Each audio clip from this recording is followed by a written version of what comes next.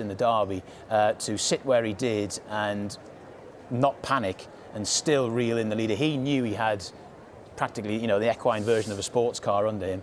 And I just, you've ridden in plenty of races, Jason. I've watched plenty of races, and I haven't seen very often at that kind of level horses do the kind of thing the Golden 60's done. And I think, obviously, there are some very good horses there in terms of competition, and Admire Mars wouldn't be out of the question. He can repeat last year's victory, and of course Beauty Generation is here as well. But I think he's going to take some holding out. I think Vincent will just smoke his pipe in rear. He'll do sort of 25.5 seconds to the first call and then unleash him in the latter part. This is last year's race. Beauty Generation, of course, coming in to try and make it 3 from 3. Produced a bravura performance in this race the year before, but this was the beginning of his decline to an extent here, and Admire Mars went past him. Why Cuckoo as well down the centre of the track. He's an interesting preparation for this too, but Admire Mars, the Japanese form is very strong as well from this year too. He's running some really good races and run well, so Golden 60 will have to be at his best to beat him. Yeah, and yeah, you're right. Beauty Generation, you feel he's obviously been an absolute champion, a superstar. He's having only his 3rd start for the David Hayes stable this time round. And he's the benchmark, really, isn't he? That they've all, if you beat him, you're having to put up something out of the top drawer to go and beat him, because he will, or he's nigh enough guaranteed to give his running. But I just feel that I'm hoping Order of Australia is not that flash in the pan. I'm hoping that there is something more he can show us. I think he bounced off the ground. He beat Circus Maximus. We know how strong that form is. This is the young pretender who's coming through the ranks. And could he be the superstar? Well, he's by a champion. He's by Medaglia d'Oro. So, look, he's got everything in his favour at the moment. I think he's far too short for me. And I'd like to see Order of Australia serve it up to the Hong Kong boy. Well, this is the interesting thing about it. Despite everything I've said, I wouldn't be having a farthing on him at $1.29. I mean, that's very, very short in a race of this nature. That is the prices there on the right-hand side of your screen are the mirror of the Hong Kong tote, so we're taking them from the Hong Kong tote. And obviously, a lot of the home punters really getting stuck into Golden 60. Generally speaking, Hong Kong punters know a good horse when they see one. Obviously, here he's got some very stiff competition. I'd be wanting much closer to even money before it really piled in, but I still think. But do you think he's an even money shot? I think what you've seen. From what I've seen, yes. I think ultimately the clock doesn't lie, and from what he has done in those 2 races this year as well, and he's come home in some really quick sectionals too, and he switches off in his races, so he won't be too close to the pace here. If they go a hard gallop, which they may do, Vincent Ho has the confidence aboard him just to sit off that hard gallop and just tick over at a nice steady sort of 25 and change.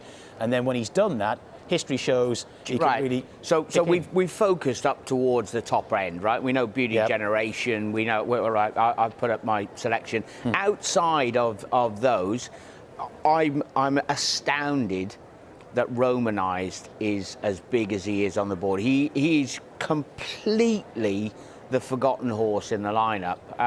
Let's not forget what he has managed to win already. An absolute superstar up at the top level. He's flexible as regards trips, 7 furlongs in the mile. So these conditions should, in theory, suit him absolutely perfectly. I cannot believe that he's going to go off the price that he is at the moment. He's enormous on the tote board. He's a huge each-way player. Yeah, it's a very, very skewed market. Southern Legend is a big price as well. Romanized obviously hasn't had a particularly good autumn campaign, not quite to the level that he was producing in 2019, but yeah, anything like his best, he wouldn't be too far away. Southern Legend is very consistent in these sorts of races. He was 3rd in this race in 2018. He's getting 40 to 1 about him there. He's a Cranji Mile, 2-time Cranji Mile winner, memory serves me correctly. And why Cuckoo's very interesting, because he ran well in this race last year. He looked like the main threat to Beauty Generation last year. He hasn't actually run this season, but he's had no actual physical injuries. Apparently he's just had 1 or 2 fever issues, been running a bit of a temperature, so they've just taken things slowly with him, and they decided to debut him this season in this race. Wouldn't be the biggest surprise in racing if the geniuses that are John Size and Joe Moreira can win a race of this nature first up with a horse like Why Cuckoo, and there he is. So yeah, it's a fascinating race, and yeah, $1.29 Golden 60 is far too short. If you're against Golden 60 here, your quid's in. You're getting some wonderful prices about virtually any horse that you fancy against the favourite. So it's you pays your money and you takes your choice situation. But if you're going to tell me who's the most likely winner of the race, I'm going to say Golden 60. Would I want to back it at $1.29? Absolutely not. But if he wins, you know. This obviously the stiffest competition that he has faced. You know, this is, you know, you can go. I know you mentioned about the times, and you know, you can rely on them, and they obviously give you a solid basis foundation to work back on.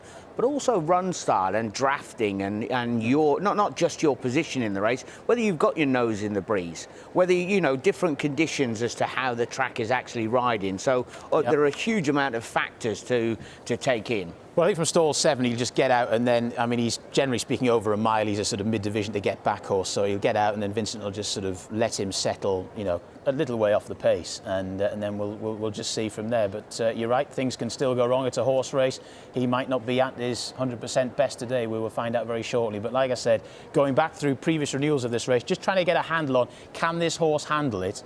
Looking at his times, I'm thinking, had he run in any of the last 5 renewals of this race, he wouldn't have been far away in any of them. So I'm hoping that's the situation here. They're loading them up. They're nearly ready.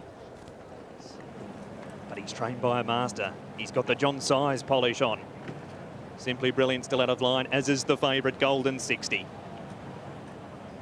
2 to load. The Longines Hong Kong Mile.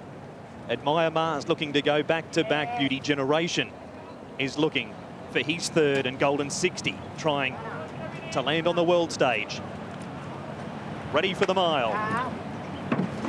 Set in the chute. Racing.